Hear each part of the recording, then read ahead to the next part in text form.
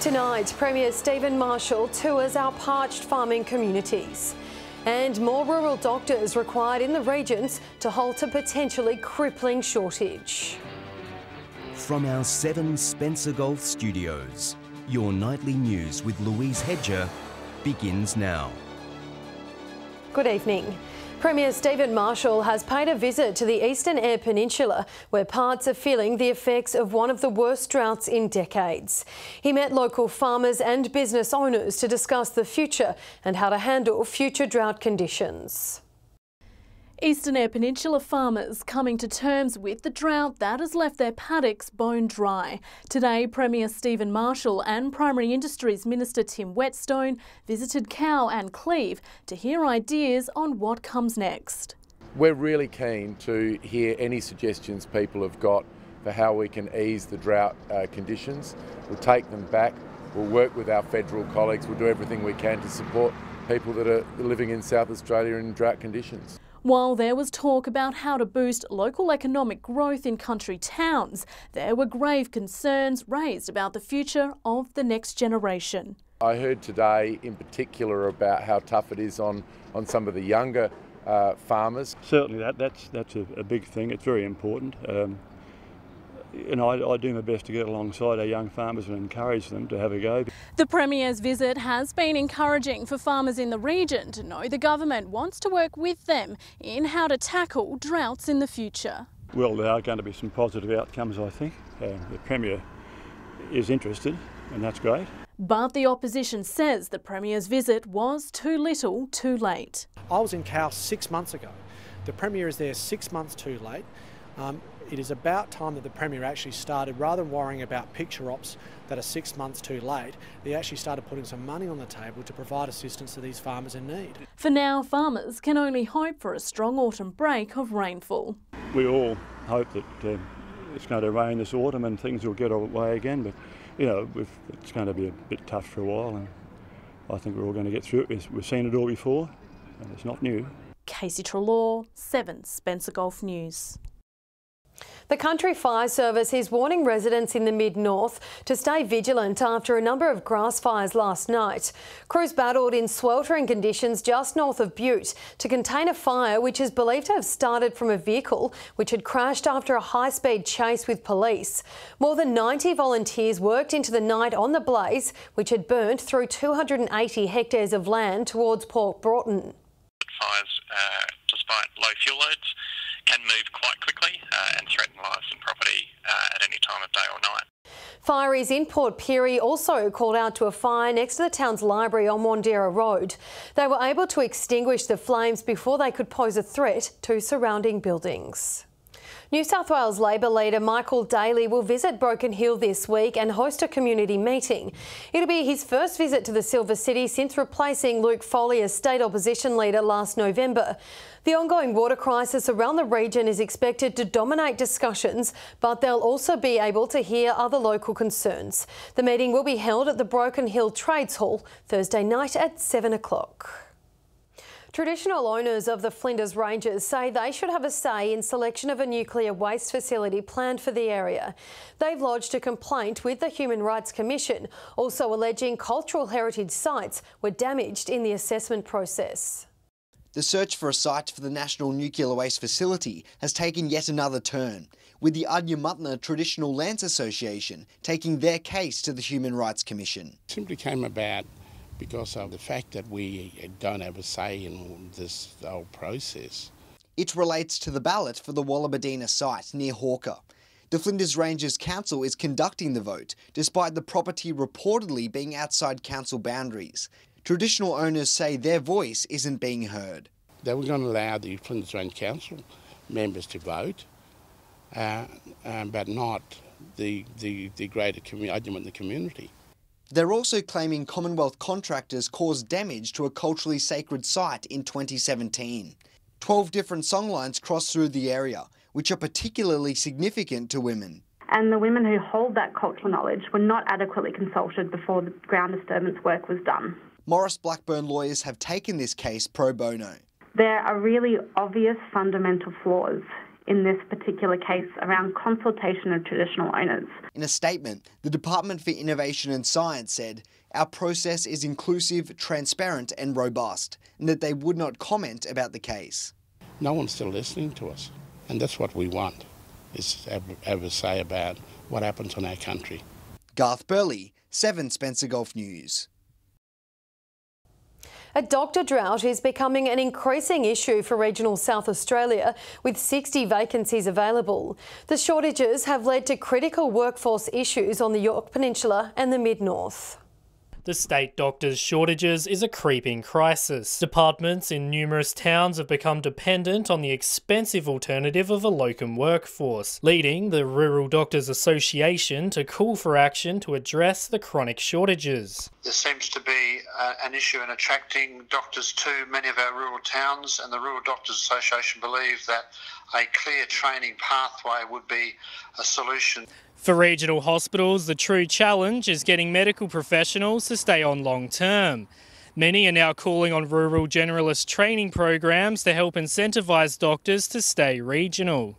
There is good evidence to show that doctors who live and train in the rural South Australia are more likely to be long-term participants in the rural medical workforce. 2017, Country Health SA had assured the Rural Doctors Association that it would conduct an audit into the workforce in regional South Australia. Dr Rish Biff has said that such an audit has not been conducted. There needs to be some big picture decisions made by our South Australian government to support rural medical workforce training. A majority of doctors working in regional areas are coming to the end of their careers and are struggling to find replacements. MP for Grey, Rowan Ramsey, has conceptualised an unorthodox solution to the doctor drought, a postcode-specific Medicare number. And start telling people where they can practice rather than you can go and practice wherever you like. Dominic Beaton, 7 Spencer Gulf News.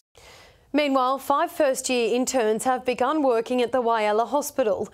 They'll spend 12 months in the region, and there's hopes the temporary placement will get them considering a career in rural medicine.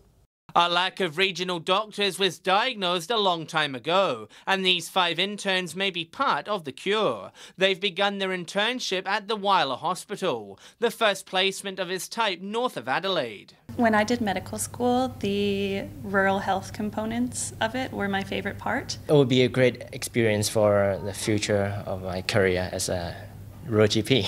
They'll work in a variety of rounds at both the hospital and in various community areas. While based in the Steel City, they'll also spend time in other parts of the Eyre Peninsula. Exposure how rural general practice works, so therefore hopefully it will actually give them a wider range of experience. We've got lots of people to make sure they get a good education. There's lots of excellent supervisors here in Whyalla and across the Eyre Peninsula. Health Minister Stephen Wade says the interns will help fill critical gaps in the system, and by giving them a taste of country practice, he says it'll hopefully sway them to consider a career outside of Adelaide. There is shortages in country South Australia.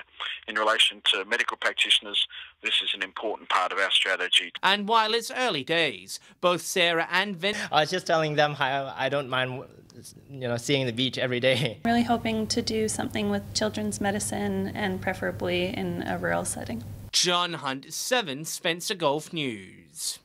Still to come tonight, new funding secured for aged care in Port Augusta, and we go behind the fences and take a look inside Broken Hill Prison. Welcome back. 2 nursing homes in Port Augusta are 2 of many across regional South Australia that have shared in more than $3 million worth of federal government grants. The money will allow the facilities to purchase essential operating equipment. This Port Augusta nursing home cares for our oldest and dearest, and now they're set to receive almost $1 million to improve the facilities. We are delighted to announce that both our aged care homes were successful with the federal grant. Both the Ramsey and Narilda nursing homes will share in almost $1 million as part of the Commonwealth's aged care infrastructure grants. The money will be spent on purchasing solar panels, backup diesel generators and upgrading fire protection. The infrastructure that you need to run successful facilities on the ground. Management say the generators will help protect against frequent blackouts, which has repeatedly left staff and residents in the dark. Especially on a hot day like this, 47 degrees in Port Augusta, that we have reliable air conditioning that will power the whole site. Nursing homes in Port Lincoln, the York Peninsula, Port Pirie, Bullaroo and the AP Whylands have also secured funding. Across the electorate of Grey, there's about $3.5 million in this particular round. Rowan Ramsey says funding for aged care providers in rural areas is essential for keeping regional elderly residents in their communities. They won't be able to age in situ around their family. Now, that's a very important part. Every time a resident sees an improvement made to the place that they're living in, there's an increased feeling of their value and their worth. Garth Burley, 7 Spencer Gulf News. In a win for regional higher education, online-based CQ University will partner with Port Pirie's Uni Hub. Students will be able to select from several new courses hosted by Australia's biggest regional university.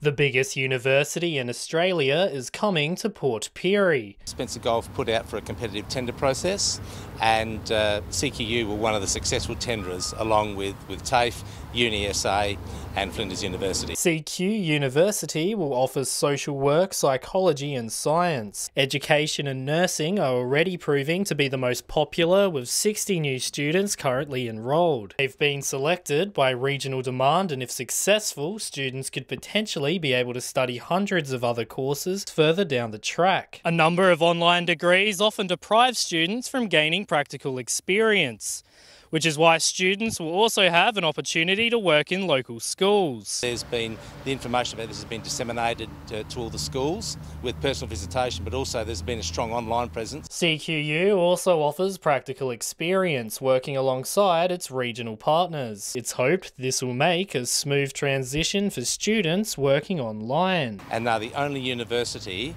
that have a campus presence in every state of South Australia. So just 225 k's away, we've got support in Adelaide. Applications and enrolments are now open, and anyone wanting more information should visit the hub at 85 Ellen Street, Port Pirie. Dominic Beaton, 7 Spencer Gulf News.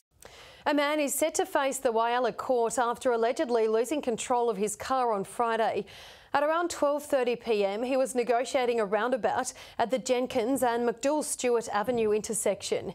It's alleged the rear of his car slid out, causing the accident.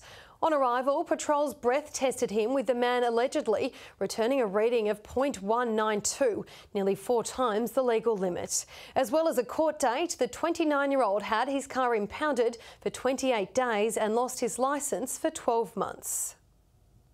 Police on the York Peninsula have seized a haul of illegal abalone after receiving a tip-off from fisheries. Authorities conducted a search of a vehicle in Minlanton, uncovering diving equipment and 92 illegally taken abalone, 18 times the legal limit. Senior Sergeant Tristan Graham says cooperation between police and fisheries officers led to the successful detection. The matter has been referred to Primary Industries and Regions South Australia for further investigation.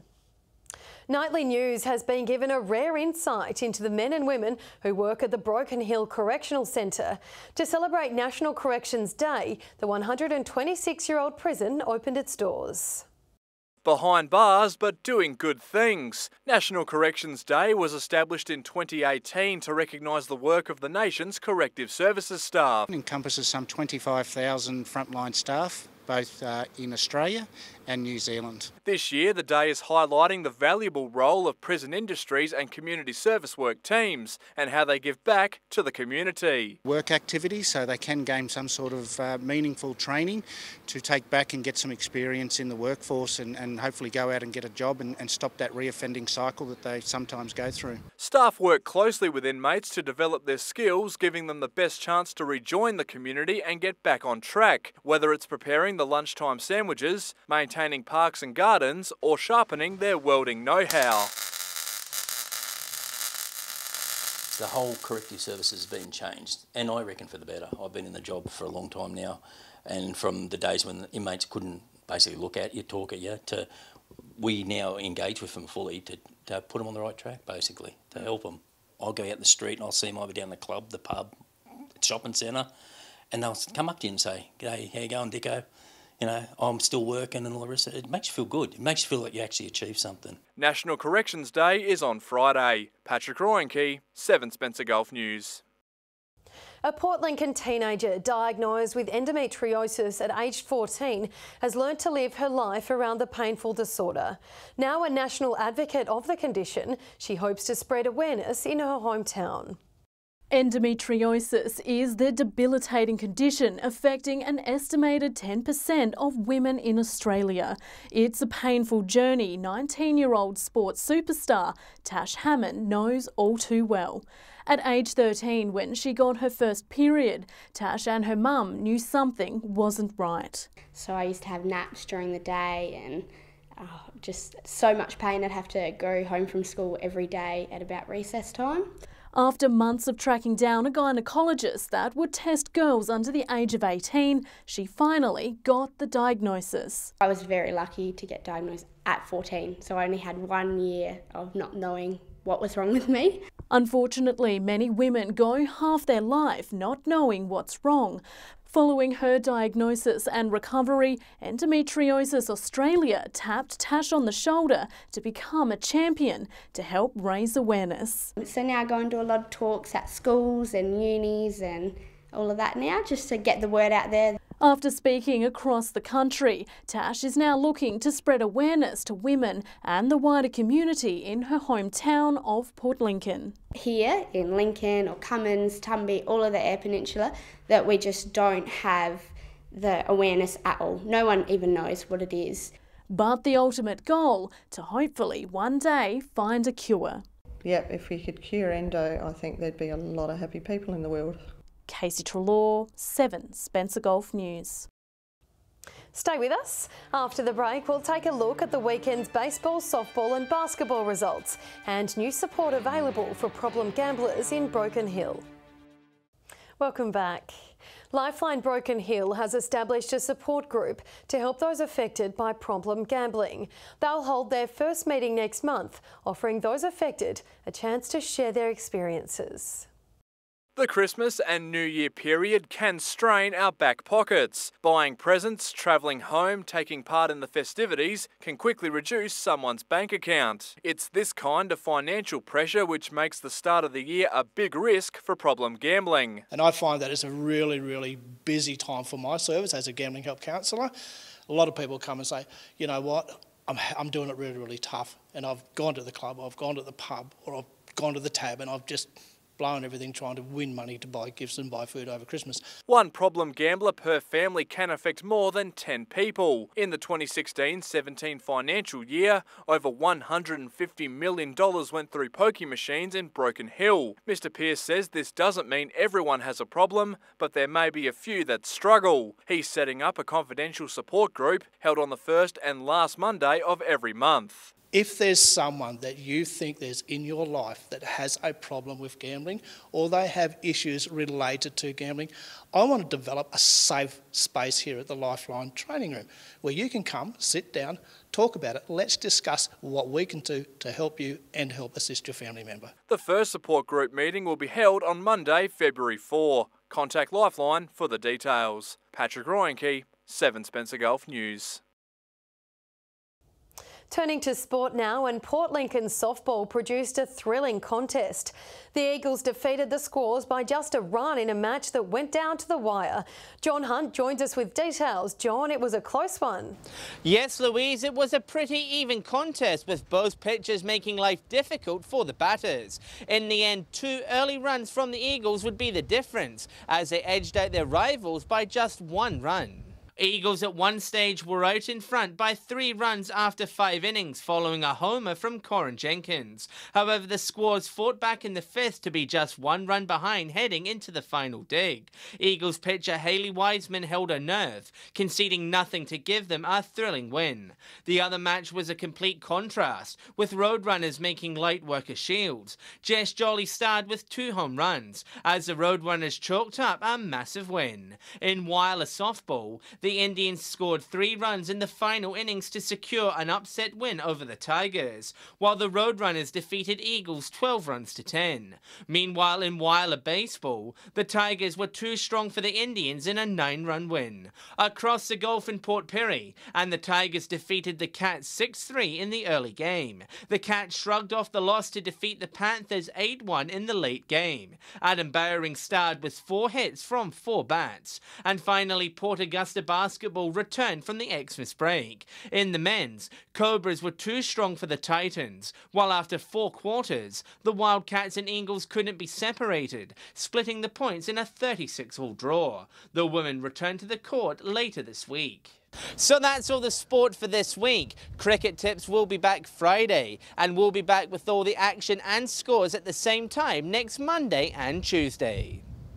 Now time to take a look at what's happening in the weather. Here's Britt Aylan. Thanks, Louise. Well, it may be a little cooler here in the studio, but it was hot outside today, with temperatures up to 17 degrees above average. Port Augusta reached a sweltering 48 degrees, Broken Hill got to 45, it was 43 at Port Pirie, 41 at Whyalla, and 34 was the top temp at Port Lincoln. On the satellite today, the low pressure trough remains over the state and could produce some late thunderstorms, but with very little chance of rainfall. And that trough will persist until the change comes through on Friday. Winds south to southeasterly 15 to 20 knots, swells to 1.5 metres, and tomorrow the sun will rise at 6:23 a.m. with sunset at 8:34. And it's going to be another scorcher, partly cloudy across most of the Gulf tomorrow. Port Augusta 47 degrees, Broken Hill sunny and 45, 44 the top for Port Pirie, Whyalla and Clare both 43, Cleve 39 and a top of 30 for Port Lincoln. Looking further ahead now to Thursday, and it's looking to be partly cloudy at Port Lincoln with a top of 31. Friday, the change will come through, bringing a morning shower or two, with temperatures back down around average, 25 on Friday, 24 on Saturday. Cleve 35 and partly cloudy on Thursday, with temperatures dropping into the early 20s as we finish off the week. Woodner still hot with a top of 39 on Thursday, but Friday's cool change will bring morning showers and a top of 27. Saturday, fine and 28. Whyalla, a top of 40 on Thursday, 28 on Friday with up to 3 millimetres of rain expected, mostly sunny and 25 on Saturday. Another very hot day for Port Augusta on Thursday, 47 degrees, but things will cool down on Friday with the temperature falling back down into the low 30s and a very slight chance of rain. Cooling down even further on Saturday with a top of 29. Kadina 39 on Thursday, Friday a shower or two with a top of 30 degrees, Saturday partly cloudy. Port Pirie still very hot on Thursday, 43 degrees, a medium chance of showers on Friday with the cool change bringing the temperature down to 32. Mostly sunny on Saturday, 29. Clare 42 on Thursday, partly cloudy. Friday showers and 31, fine and 27 on Saturday. And 46 the top for Broken Hill on Thursday, and it won't cool down until the weekend. Still 43 on Friday, but 29 on Saturday. So there we have it, Louise. Another couple of hot and dry days ahead before Friday's cool change. Back to you. Certainly hot across the regions, Britt. Thanks for that. And that is Nightly News for your Tuesday evening. We thank you for your company. We'll have updates later, but until then, enjoy your evening. Good night.